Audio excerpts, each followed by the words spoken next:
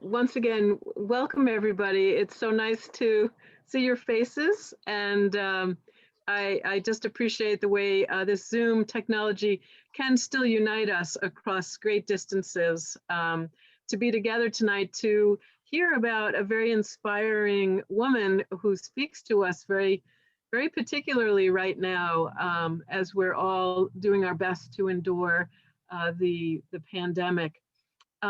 Before I welcome Tom, I just wanted to let you know we have a lovely Penguin edition of the Revelations of Julian of Norwich available for you.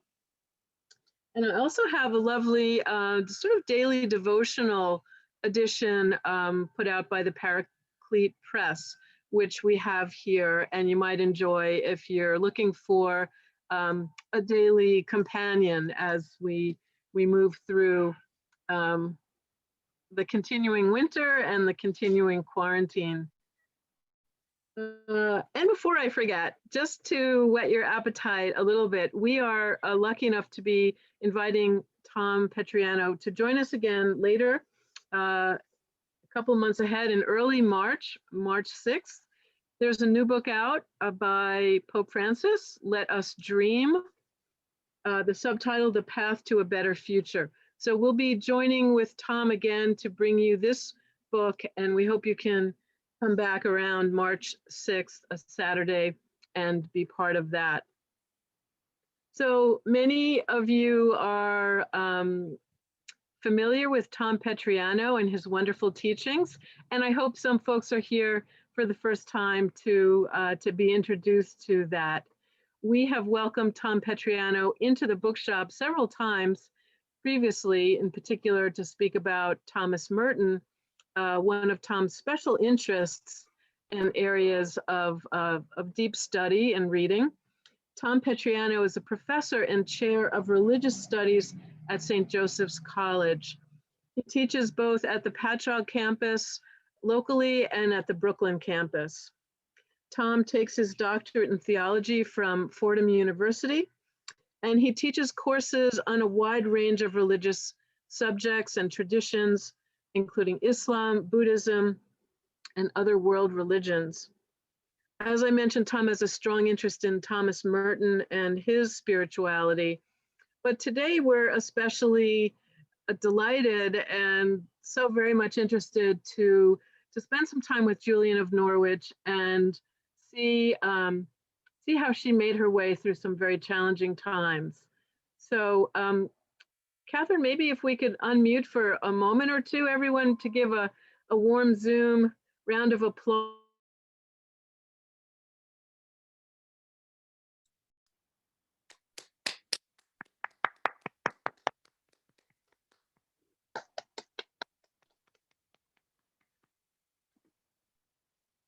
Thank you.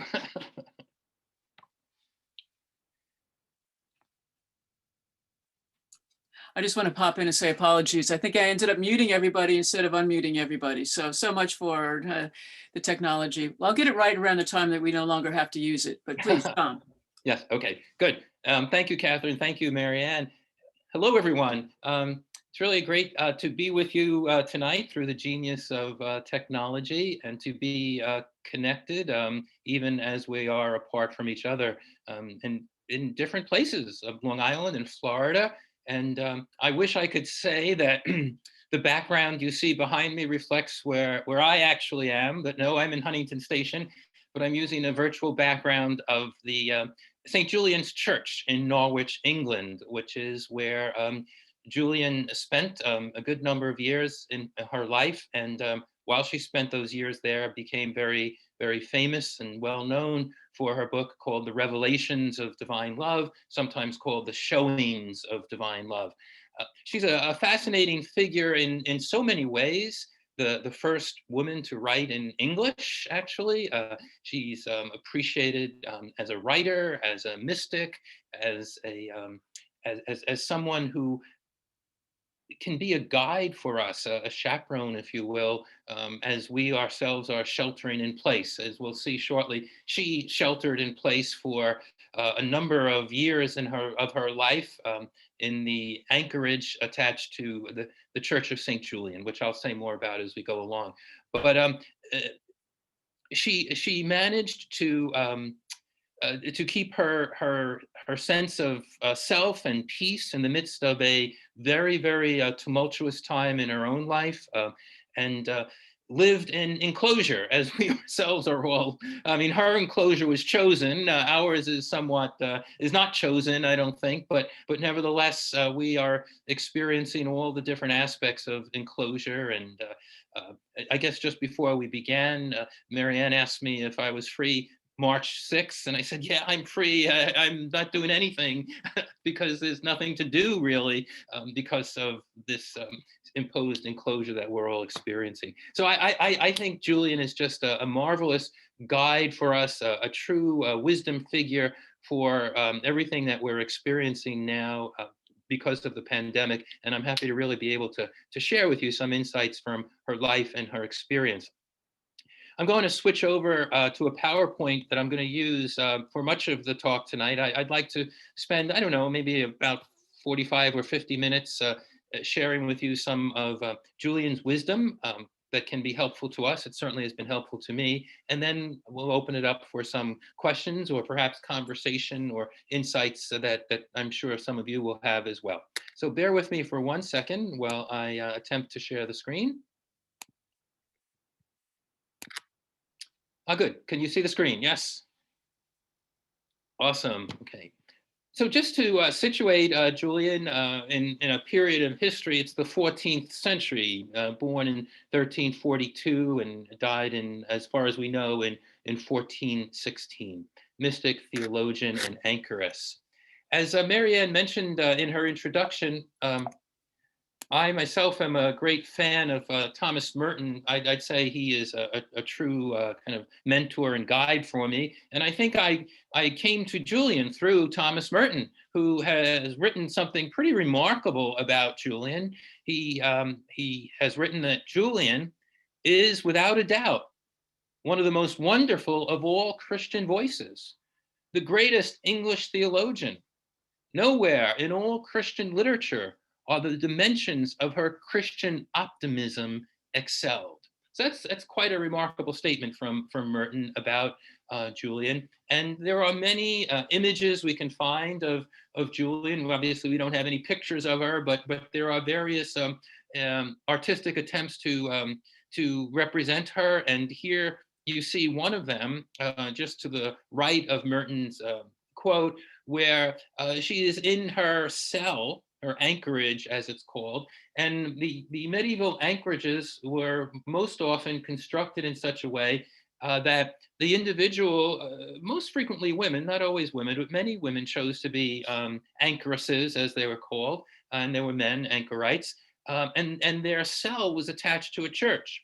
And there were two windows. One window would enable them to look into the church and participate in mass and services in the church. Another window would enable someone to bring food to them, to bring other necessities in and out of the cell for them, and also to be able to have conversations with people through that other window. So while they were living in solitude, they were not, at least Julian wasn't, and many of them were not entirely cut off from the world. Julian had conversations. People would come to her for guidance, for spiritual counseling, and we have writings that have been left about her influence through conversations and through visits to her. So she really found, I think, in terms of learning from Julian in a time of pandemic, she found a way. She found a way in her isolation to also be connected. So I don't want us to think that she was like totally isolated and totally cut off from the world. She did have connections, through social connections, through conversations. I was in England 2 years ago with some students from St. Joseph's. I'd never had the opportunity to go with them or by myself to Norwich. That's on my list, but didn't make it to Norwich. But this was in London, and 2 years ago, before the pandemic. But there was this mural that I noticed outside of a church in London of Julian, Lady Julian.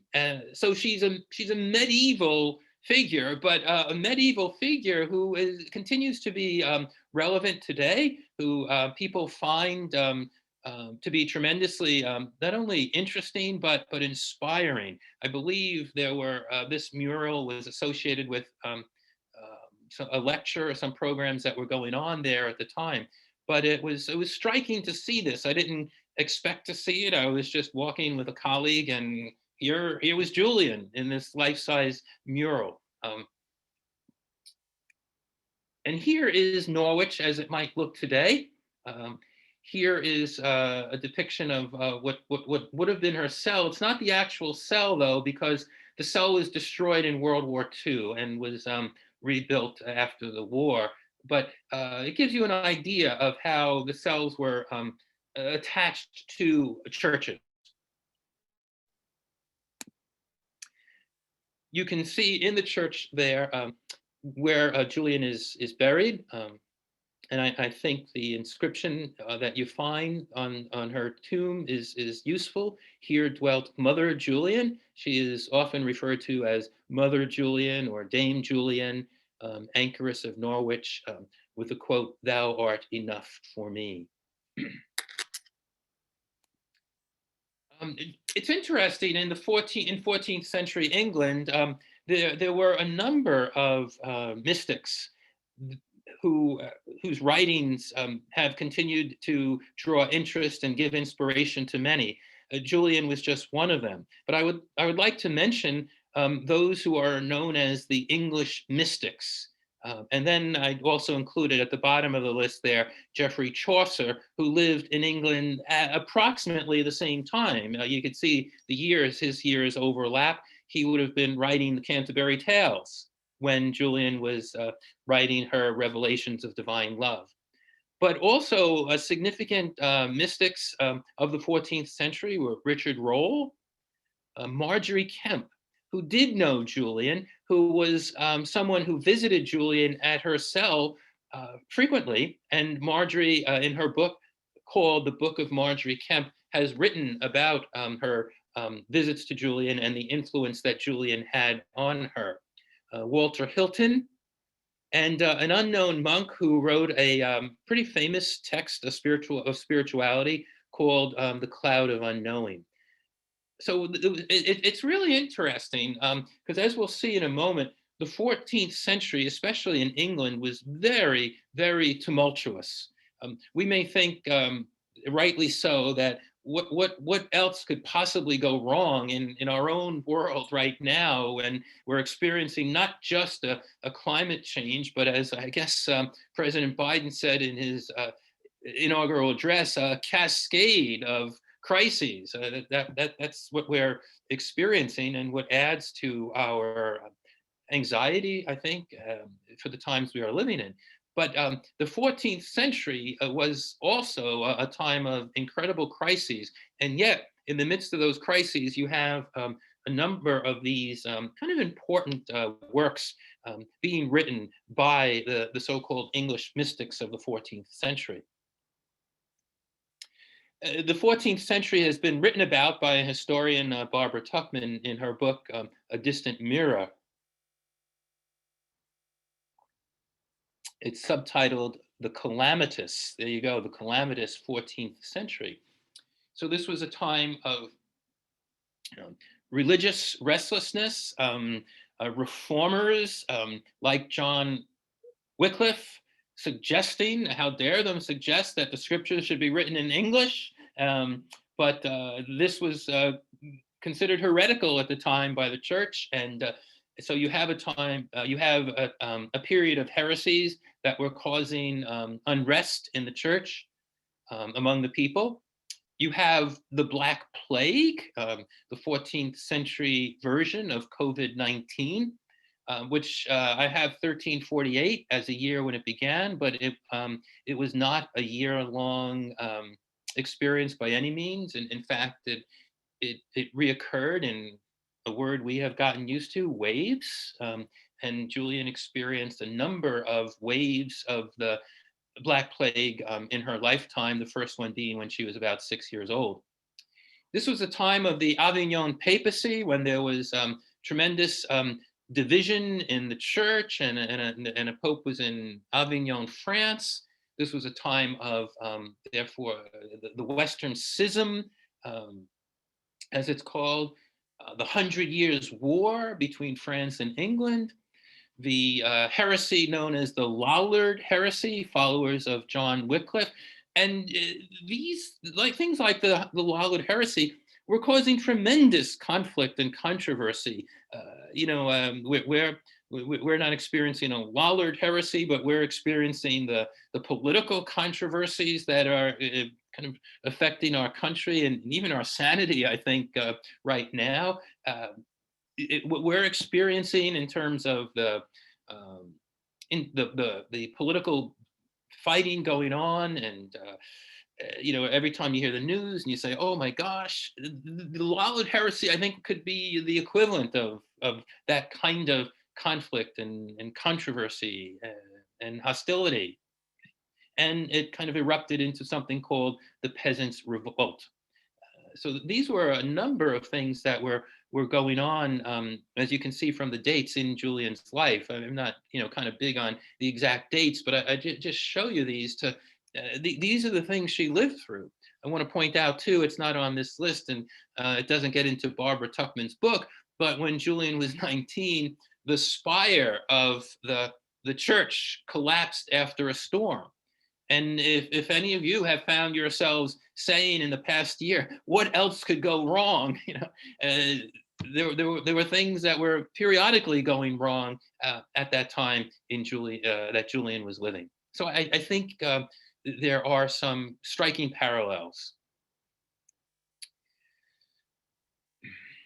So what do we mean when we refer to her as Julian the Mystic? Well, she was born, as I said, in before I get to this particular slide, she was born in 1342, right?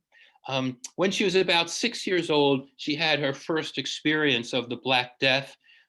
Norwich at the time was the second largest city in England, and 3/4 of the population was lost at this time, this first wave, which lasted for about 3 years. The city came to a complete standstill. I just want to read for you a brief excerpt from, it's not from Norwich, but it's from Boccaccio, talking about what this experience of the plague was like. Boccaccio was a contemporary of hers in Italy, but I think what he is saying rings true for what was happening in England at the time. What gave more virulence to the plague was that by being communicated from the sick to the hale, it spread daily like fire when it comes in contact with large masses of combustibles. Nor was it caught only by conversing with or coming near the sick, but even by touching their clothes or anything that they had touched. And indeed, every place was filled with the dead. Hence, it became a general practice, as well out of regard to the living as pity for the dead, for the neighbors, assisted by what porters they could meet with, to clear all the houses and lay the bodies at the doors. And every morning, great numbers might be seen brought out in this manner, to be carried away on biers or tables, 2 or 3 at a time. And sometimes it has happened that a wife and her husband, 2 or 3 brothers, and a father or a son have been laid on together. What numbers of both sexes in the prime and vigor of youth breakfasted in the morning with their living friends and supped at night with their departed friends in another world. So that's a very powerful and poignant description of what people were going through, and surely resonates with us in some of the things we've all experienced if not personally, just watching the news at night during the past year. It's thought, that Julian, we don't know. We actually, we don't even know that Julian was her name, by the way. We're not sure what this woman who wrote the book's name was. There are two possibilities that scholars put forth. One is the church was named the Church of Saint Julian, and because she was attached to that church, she became known as Julian of Norwich. But other Julian scholars have put forth the idea, that she very well may have been married, and that her husband and children were victims of the plague. There's some evidence to support that she may have been married. One strong piece of evidence was, especially because of the plague, women married young at that time, and so that they could have children. So it's quite possible she was married. And again, scholars have speculated that her name might have been Julian Erpingham, because there was a nobleman whose name was Erpingham, and it's suspected that she may have been married to him. He had a wife named Julian. We don't know for sure, but it's a plausible theory that she may have been the wife of the Duke of Erpingham, nobleman, or certainly that she may have been married and her husband and widowed because of the plague. That's a real possibility. Anyway, in May 1973, at the age of 30, she experienced a series of visions while she was ill, but not from the plague, apparently. But she was very much near death, and as she was near death, had what she describes, and today we might call something of a near-death experience. A priest was called. She was that close to death. And the priest that came, she describes this in the Revelations of Divine Love, was blessing her with a cross. And you see that in this particular image. And as he was doing so, she experienced this visualization of Christ present and a vision of Christ's passion. And in total, during this time, she received 16 of these revelations, or the Middle English word she used was showings. Okay? She believed the visions were a gift and meant to be shared. And we have two texts, two accounts, if you will, of these visions, the shorter version and the longer version. So she recovered from her illness, okay? And immediately she wanted to share the content of these visualizations, these visions, if you will. And she wrote them in English, and therefore she is considered to be the first woman writer in English. This would be Middle English, the same English that Chaucer wrote in. Maybe about 3 years ago, I was I know how it occurred. I was talking to a colleague at the college from the English department who was also a medievalist, and I was mentioning to her that I was interested in Julian of Norwich and was looking for a copy of Julian's showings in Middle English. I just happened to mention it casually because I never would have expected that she would have had it. But she became very excited when I mentioned Julian of Norwich, because even though her field was literature and Chaucer, because she's a medievalist, she was very familiar with Julian and the showings. And apart from any kind of theological interest in Julian or Julian as a mystic, medievalists are just very interested in her as a woman, as an important woman, very kind of more unusual in the 14th century to have women who wrote, and this is the first woman who wrote in English, the Middle English of the time. She's just a very important figure for no other reason, just for that reason alone. Here is a miniature painting, and it gives you a good idea of what was happening during this time of the Black Death. From a city of Tournai. This was not in England, but this is kind of what was happening all over Europe at the time. the people of Tournai bury victims of the Black Death. Remember, almost half population, not almost, the scholars say half the population of Europe was lost during this time. So everybody knew somebody that was a victim of the plague. Here is one of the earliest texts of Julian's writing in Middle English. Just to give you, it's called the Amherst text, but just to give you an idea of what this actually looked like in Middle English.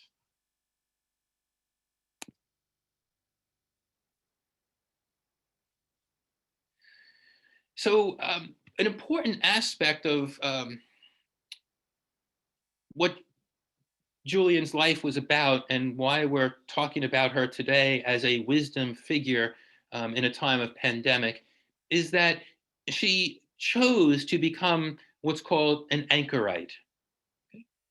An anchorite, or anchoress, by the way, that should be anchoress, not anchorette. I'm sorry, a little spelling error there. An anchorite or anchoress, she, because she was a woman, would be an anchoress, is someone who, for religious reasons, withdraws from secular society so as to be able to lead an intensely prayer-oriented, ascetic, or Eucharist-focused life. So this is what the anchorage would have looked like before it was destroyed in World War II. You see how it's attached to the church.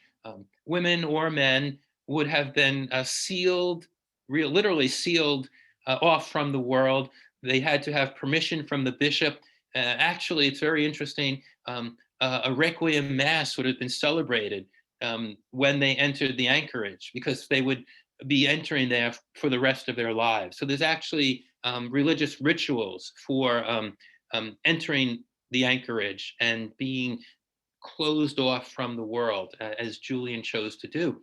She may have very well chosen to do it. If I could just go back a second to the text, I think I started to mention she immediately wrote down those visions after they happened, but saw the need later on to write a more extended account of what she experienced and what it meant to her. So that's known as the long version of the Revelations. And I think that the book that Marianne showed you earlier from, was a Penguin Press, is, you know, the long version. Most versions that you see are the long version, which she wrote when she was in the anchorage. It's really interesting to speculate that she may have been already met. She wasn't a nun. I want to emphasize that. She did not join a religious order. She became an anchoress as a layperson. She may actually have been married and have had children. Usually an anchorite or anchoress had someone who was associated with the anchorage, who provided food for them, who brought them food through a little window, and there are two such women whose names are mentioned, Sarah and Alice, who were her, might say, aides or maids, perhaps. Usually a person who became an anchorite or an anchoress was someone of some means, because you had to support, somebody had to, you know, buy the food, you know, and so that's why we think she may have been married to this, I think it's Duke or Earl of Erpingham. That lends support to that theory, that she had some financial means and was able to pay these aides. And we also know, in addition to Sarah and Alice, that Julian had a cat. The cat is referenced. We don't know the cat's name. Cats are very often pictured with monks and in medieval monasteries. One of the reasons is very practical. You know, they kept the either monasteries, or in this case the anchorage, free of mice. Okay, and they were helpful in that regard. But if any of you have cats or have had cats, you know, cats are somewhat, if I can say, contemplative in their own way. You know, they are very contemplative, can be very content in hours sitting on a windowsill, immersed in the present moment. A lot has been written about that.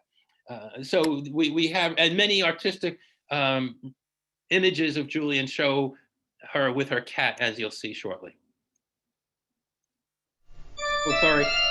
I'm sorry. I have there a short video about anchorites, but I think because of time, I'm not going to share that with you. But there is something on YouTube if you want to look it up, a rather good 6-minute video about the anchorites of medieval England. As I say, Julian wrote in Middle English, and there are a number of words that she uses that are somewhat unique to the revelations of divine love, sort of Julian words. One of them is homely, which does not mean ugly or plain from Middle English, but means intimate, home-like, close, warm. She describes her experience of God through these revelations of the Passion of Jesus, remember that, as close and warm, homely. Oneing is another word she uses. I love this word, which means making one, or the act of making one. Courteous or courtesy in Middle English, not superficial politeness like holding the doors open, but a deep respect for others as persons. And she describes her experience of Christ in these visions using this word, courtesy. Behovely is another word she uses. She says, this is a quote from the Revelation, sin is behovely, but all shall be well, and all shall be well, and all manner of things shall be well. Julian says that sin is behovely, often translated as necessary, appropriate, or fitting, which is a very interesting, her description of sin like that is quite interesting, that being fitting or necessary or appropriate, something we learn from and grow from, I think is what she's trying to say in one of the chapters where she talks about sin. Kind of a major theme of the showings is God's universal love. Remember the priest that came to offer her the last rites held the cross in front of her, and eyes fixed on the cross, Julian is filled with the knowledge, and here's the quote, and in this was contained and specified the Blessed Trinity with the incarnation and the union between God and man's soul. Okay? And again from the long text, the long version, chapter 5, our good Lord showed a spiritual sight of his familiar love. I saw that he is to us everything which is good and comforting for our help. He is our clothing, who wraps us and enfolds us for love, embraces us and shelters us, surrounds us for his love, which is so tender that he may never desert us. I'll save that other quote for another slide. She says, I did not see sin, in seeing all things in God. And all this sin was not shown to me. She says, sin has no kind of substance, no share in being, nor can it be recognized by the pain caused by it. Sin is necessary, but, and now these famous words associated with Julian, all will be well. I'm going to skip this and for the sake of time to move on to this other one. Another really interesting theme in Julian's writing is her understanding of the motherhood of God. She has a very strong sense of God, not only as father, but as mother. Okay? Julian assigned human qualities of motherhood to God, especially to Jesus, but to God, even as we would say God the Father. For as you see in this quote from chapter 54, for the almighty truth of the Trinity is our Father, for he made us, keeps us in him. And the deep wisdom of the Trinity is our mother. Okay? And the high goodness of the Trinity is our mother, is our Lord, I'm sorry. And in him we are enclosed, and he in us. So this idea of the motherhood of God is really an important theme. Of motherhood not only of Jesus, but motherhood of God, this kind of feminine understanding of God, really striking, especially, I mean, you might say, you might think, oh, a feminist theologian of the 20th or 21st century might say that, but for a woman of the 14th century to have this insight is quite striking and powerful. Jesus as mother. I'll just go to that second quote. You see this, so in our true mother, Jesus, our life is founded in his own prescient wisdom, from without beginning, with the great power of the Father and the supreme goodness of the Holy Spirit. And in accepting our nature, he gave us life. And in his blessed dying on the cross, he bore us to endless life. The final chapter of Julian's Revelations is just incredibly powerful. And the quote from the last paragraph is, "Love was his meaning." The text itself is worth my reading with you here. This is from the very last chapter. "What do you wish to know your Lord's meaning in this thing? Know it well. Love was his meaning. Who reveals it to you? Love. What did he reveal to you? Love. Why does he reveal it to you? For love. Remain in this, and you will know more of the same. But you will never know different without end." So in the midst of everything she was experiencing, her very keen sense of love was the meaning of everything. Okay, and I think you know her visions, her visualizations, if you will, are very much shaped by her own Christian awareness.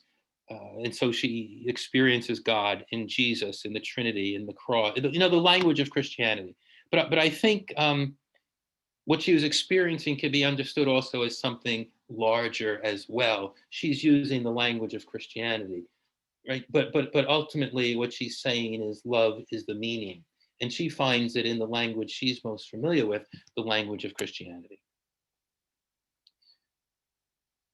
Of all the properties of the Blessed Trinity, it is God's will that we have the most confidence and delight in love. Julian, her theology, her view of life is very often described as optimistic. But I think we have to realize sometimes optimism, it can be associated with a sort of naivete.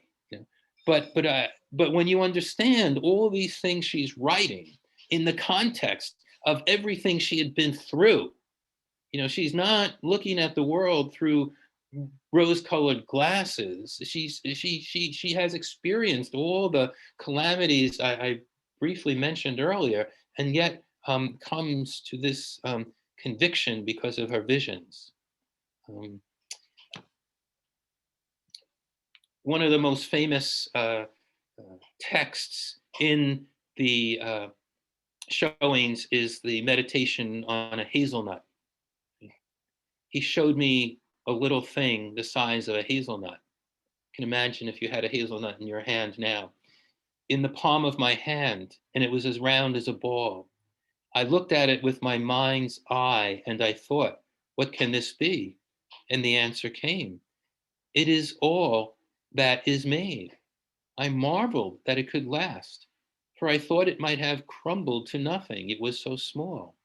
And the answer came into my mind. It lasts and ever shall, because God loves it, and all things have being through the love of God. So it's really fascinating idea, to think about something as small as a hazelnut, and God loves it. This is something she became really very deeply convinced of. So just another reflection on the hazelnut. I have the Middle English at the bottom there, but in the name of time, I think I'm going to skip through it because there's one or two other things I want to touch on. But the hazelnut is very profound. This is just an artistic representation of the hazelnut, a prayer nut in the British Museum, where someone using Julian's meditation on the hazelnut creates this like miniature sculpture on the inside of a hazelnut.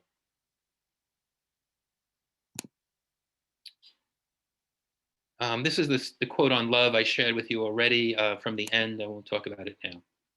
So just some basic, what we might call original insights of Julian. God's nearness and goodness encloses all of creation. Absolutely convinced that God is love, that sin has no substance, that God is our true mother, the Trinity is our mother, God is the foundation and prime mover of prayer. Love was our Lord's meaning.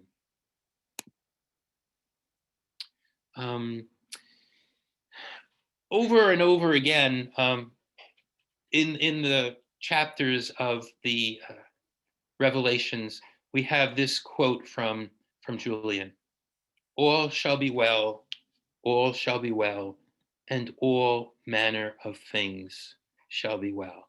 This was her firm conviction as a result of her visions, near-death experience, whatever you want to describe what happened to her and what she wrote about.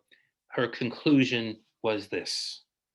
And these words have sort of resonated through the centuries, and a number of really interesting people have latched onto them and found it. I mean, you can look at these words in two ways. You can look at this and say, that is sort of the most naive optimism I have ever heard of. Okay? Or you can listen to those words, read those words, and think there is something deeply profound about them. Well, I'm sorry. I have some music here, but I'm going to not play it at the moment because I want to move on to something else. Okay. So one of the persons who found tremendous meaning in those words from Julian's Revelations, those words being "all shall be well," is the poet T.S. Eliot. One of Eliot's most famous works is the Four Quartets. Each of the four quartets is about one of the four elements, and the last of the four quartets is about fire. Okay, and this is the famous quote from T.S. Eliot, which is very much Julian inspired, as you'll see, if I may read it for you. "We shall not cease from our exploration, and the end of all our exploring will be to arrive where we started and know the place for the first time, through the unknown, unremembered gate, when the last of earth left to discover is that which was the beginning, at the source of the longest river, the voice of the hidden waterfall, and the children in the apple tree, not known, because not looked for, but heard, half heard, in the stillness between two waves of the sea. Quick now, here now, always, a condition of complete simplicity, casting not less than everything. All shall be well, and all manner of things shall be well. When the tongues of flame are enfolded into the crowned knot of fire, and the fire and the rose are one." That's T.S. Eliot kind of riffing on that line from Julian and choosing to end his four quartets using those words from Julian.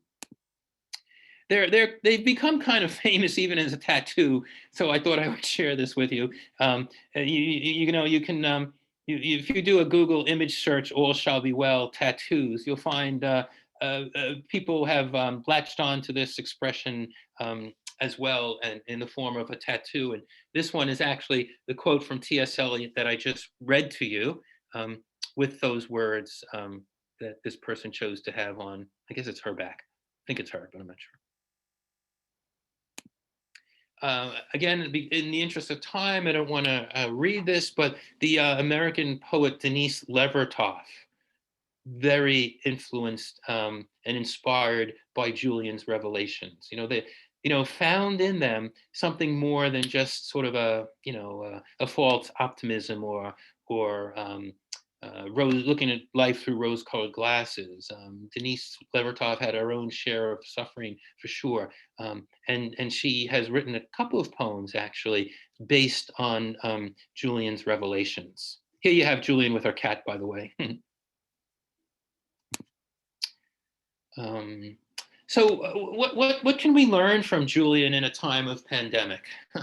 So if I could mention a couple of things. Social distancing can be a good thing. right? If we have a little time for discussion, I wonder if there are not some benefits to what we've experienced from social distancing. Okay, I'm looking at my friend Michelle from Rego Park there, and remembering a couple of months ago calling together a bunch of we knew them as teenagers back in the day for a reunion on Zoom, and it was just so wonderful. That never would have happened, but it was sort of right. It was a conversation we had while distant from each other. I think maybe we all have our stories of ways we've found to connect with people while being distant. Therefore, keep your distance, but stay connected. Julian was connected to the world, all right? She didn't completely cut herself off. She had conversations through that window. Many people found guidance from her, through her. She was able to kind of stay positive through it all because she drew upon her spiritual tradition. So I think we all, perhaps not necessarily this group, but maybe some of us in this group, find ourselves connected to different spiritual traditions. For hers, it was Christianity for sure, but a spiritual tradition, I think, is what can keep us grounded in the time of pandemic. It certainly is what led her to her firm belief that all shall be well. There's a famous hymn in the Protestant hymnal. I'm just going to play a little bit of it for you, called "It Is Well With My Soul." Perhaps some of you know it, but it is based on Julian's words from the Revelations that we've just been talking about. Here we go. When peace like a river attendeth my way, when sorrows like sea billows roll, whatever,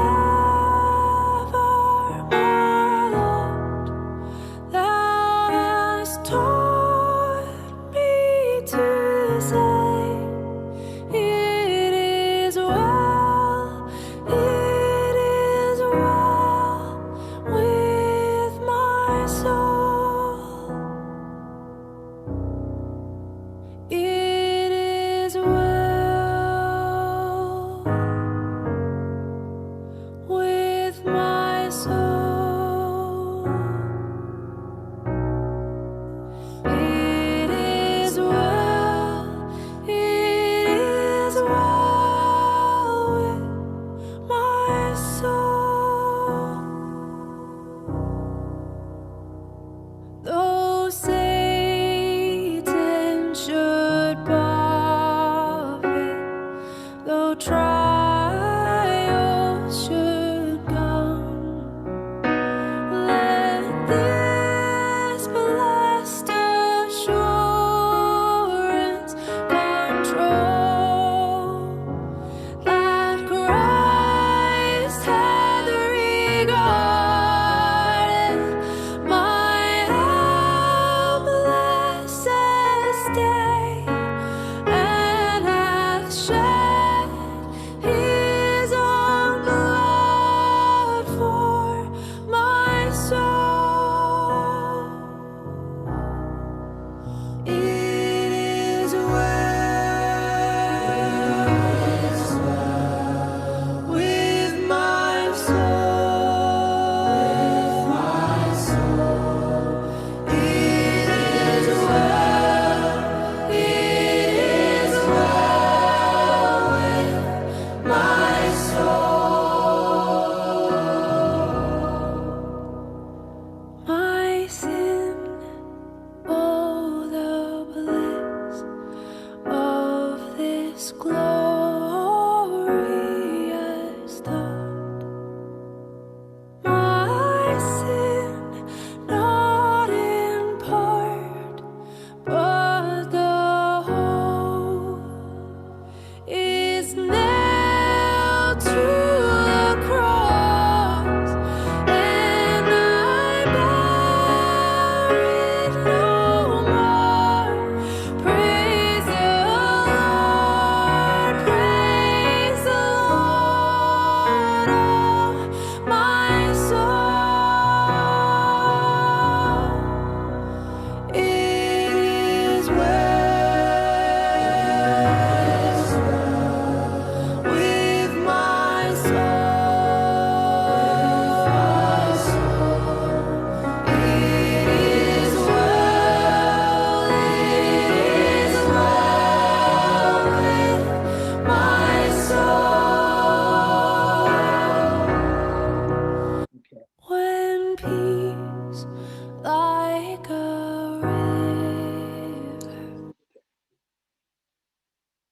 Perhaps some of you know that. I'm not sure. It's a pretty well-known Protestant hymn. And this particular version of it, I think, is beautiful. But you can see how it is very much inspired by those words of Julian.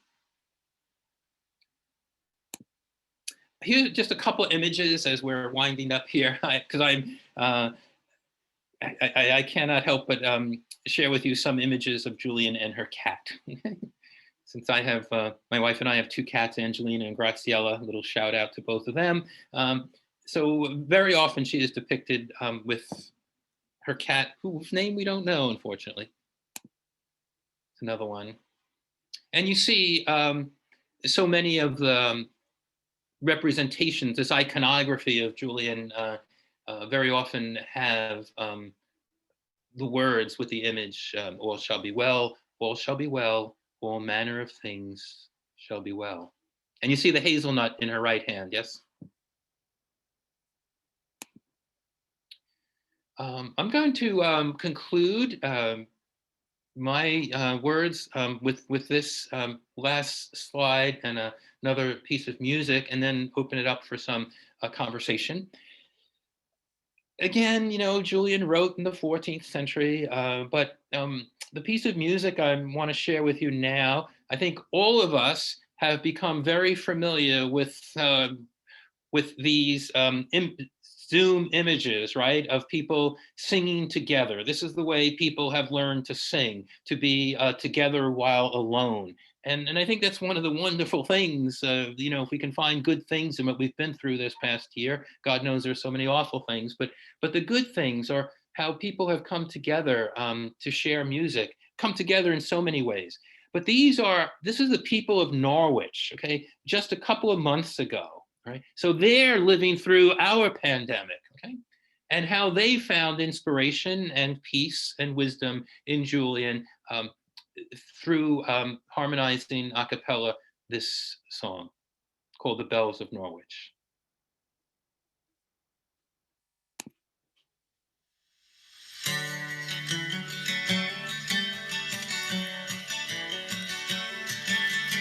Loud are the bells of Norwich, and the people come and go.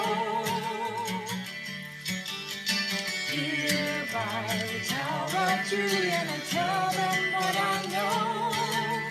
Ring out the bells of Norwich and let the winter come and go. All shall be well again, I know. Love like the yellow daffodil is coming through the snow. Love like the yellow daffodil is all that I know. Ring out the bells of Norwich and let the winter come and go. All shall be well again, I know.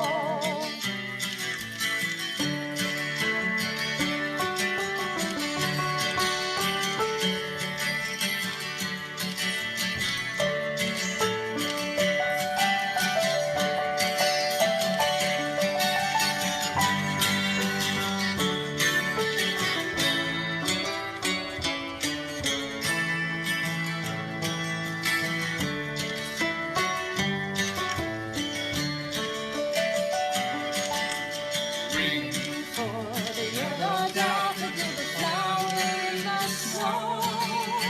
Ring for the yellow daffodil and tell them what I know. Ring out the bells of Norwich and let the winter come and go. All shall be well again, I know. All shall be well, I'm telling you, let the winter come and go. All shall be well again, I know.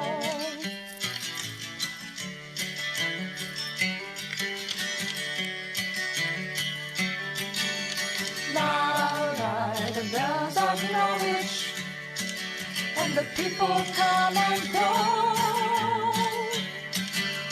Here by the tower of Julian, and tell them what I know.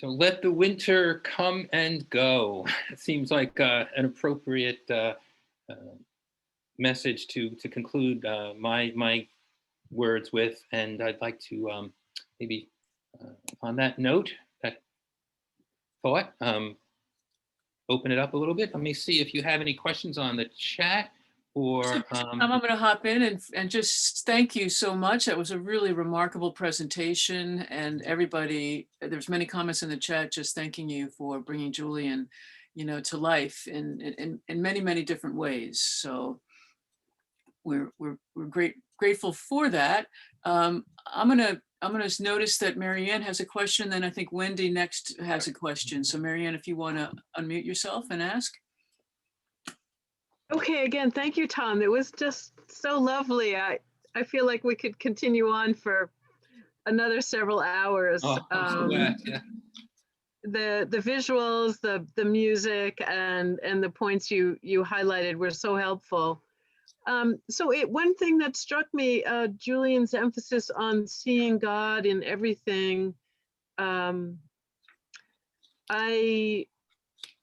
understand she precedes Ignatius chronologically. I'm wondering, influences backwards and forwards. Was there any evidence that Ignatius knew of or read of Julian? And then also for Julian herself, were there any other sources of her own guidance, mentorship, or inspiration? Yeah, that's yeah. What a good question, Marianne. I don't think Ignatius would have known of her works because they kind of were lost until the 1600s. They were hidden away in a library someplace. Yeah, so it's not like they kind of got wide attention after Right. she wrote it. I think up until the 1600s, no one even knew of it until they were discovered in a library. So no, I don't think she was an influence on Ignatius directly in any way. And in terms of her own lineage, we don't know. It seems that she had to be educated, right? To write what she wrote, everybody suspects she was educated. They think she was educated in a Benedictine school. But in terms of specific, works that she might have read that influenced her, we don't know, and there's not too much, honestly. I'd be hard pressed. Like, for example, her idea of God as mother is pretty new and revolutionary and original. I mean, I'd have to really, to say that with 100% certainty, I'd have to do some more digging. But I think she might be one of the earliest ones that puts forth this idea. So so a lot of her thinking is original, not thinking, but thinking on what she experienced, her reflections on her experience, I would say. Yeah. Thank you. Thank you, Tom. I see Wendy has a question next, and then we also have Michelle after that. So Wendy, please. Yeah. Unmute yourself and ask. Mm-hmm.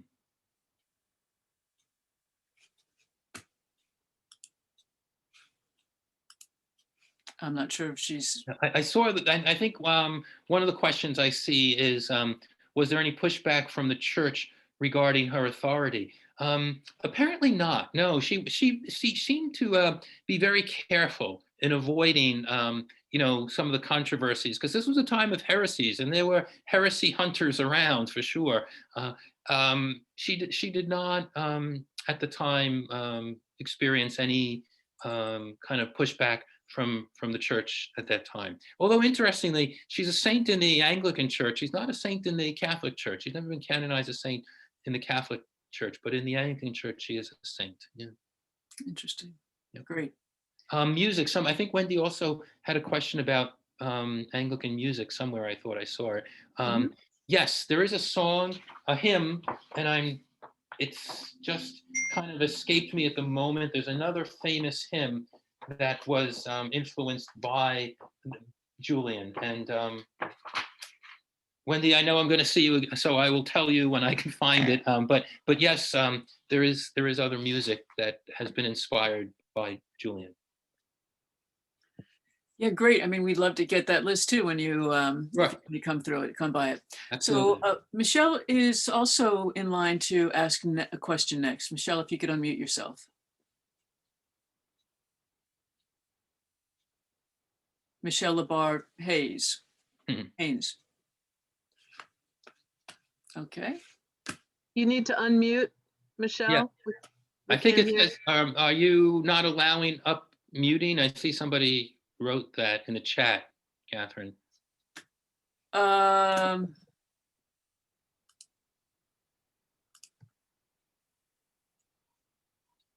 You should be able to unmute yourself, no?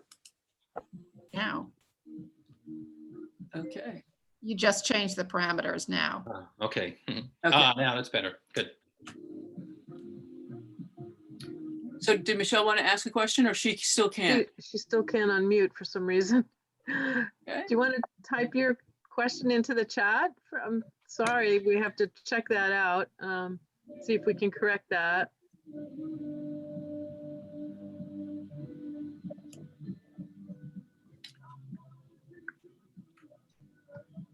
So Bart has a question as well. So Bart, can you unmute yourself?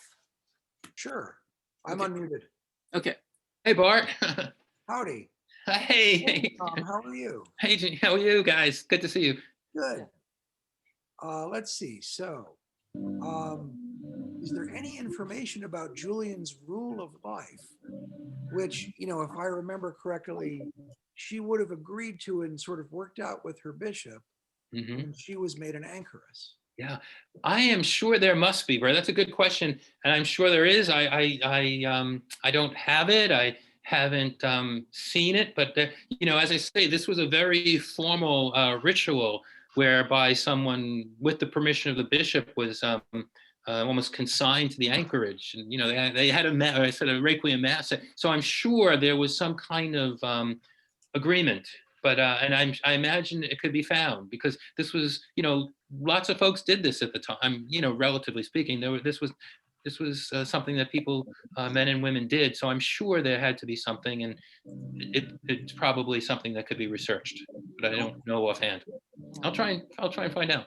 You know, in your infinite free time. Yeah, right, exactly. Let's see. Is there? Does she explore the motherhood of Jesus from Joan and Anthony? Not to any great degree. She describes the motherhood of Jesus, you know, as courteous, as tender, but doesn't explore it in like any like deep theological way, I would say.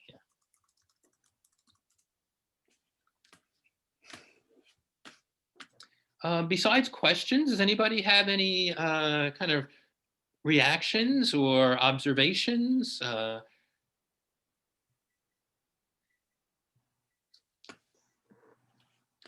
Catherine, how are we doing with the mute issue? I apologize. I have asked Michelle to unmute herself. There we go. Yeah, Okay. I'm here now. Okay, great, excellent. But my question had already been answered. So all that drama and my question was answered. Okay.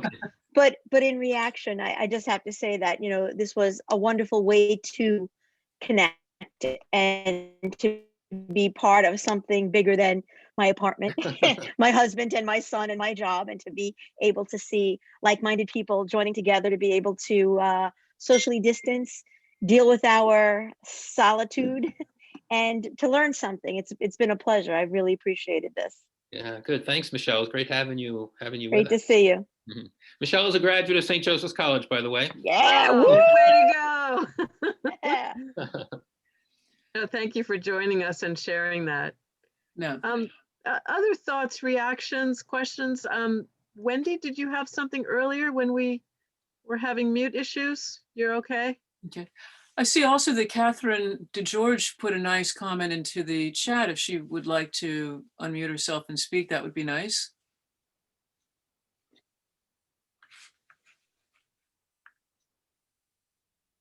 And if not, that's fine too. Well, This is Catherine DeGeorge. Catherine, And thank you so much for putting this together. And Tom, it's been wonderful as always. Without realizing it, I was a great fan of Anya Seton's books when I was growing up as a teenager. And there was a book called Catherine. And Julian of Norwich was part of the one of the characters toward the end of the book. And it touched my heart, but it wasn't until I was an adult and reading the "All Shall Be Well" quote that when I reread Catherine, I realized that she was present in this book that meant so much to me so many years ago. So it was a beautiful full circle moment, and just very much appreciated. Wow, that's great. That's great, Catherine. You know, I'm not being familiar with Anya Seton's books. Can you say something about it? Is it fiction or nonfiction or Historical fiction, Tom. historical fiction? Yeah. Yeah, and Mhm. very well written, and lots of details. But you really brought to life the time in which everything took place. Meaning, Mhm. you know, with the plagues, with the tumultuousness, and really tying it in to the time in which we're living. And in isolation, I'm single. I live alone, and there has been great peace found in that. Life was spinning so quickly for so long, and there's really been a gift in the quiet. And there are ways in which to remain connected, and an opportunity such as this really is just a beautiful way to connect on a higher level too. So thank you. Yeah, good. Well, I want to thank all of you for being part of this afternoon, but especially I want to thank Marianne and Catherine for providing this space, and Canio's through them being a space for intellectual and cultural exchanges, and a space where all of us can find connectedness and togetherness while we're apart. So shout out to both of you and to Canio's. Well, Tom, I really appreciate that, and I have to tell you, we need this ourselves as individually. Catherine and I mean, I'll speak for myself. We need this kind of exchange and time to come together. So we're so grateful to be able to do it and share it with this wonderful community. Just one reflection, quick question occurs to me, and before we close out, I just want to make sure that everyone who wanted to say something has a chance to do that. But I'm just remembering in the early days of the pandemic, 2020,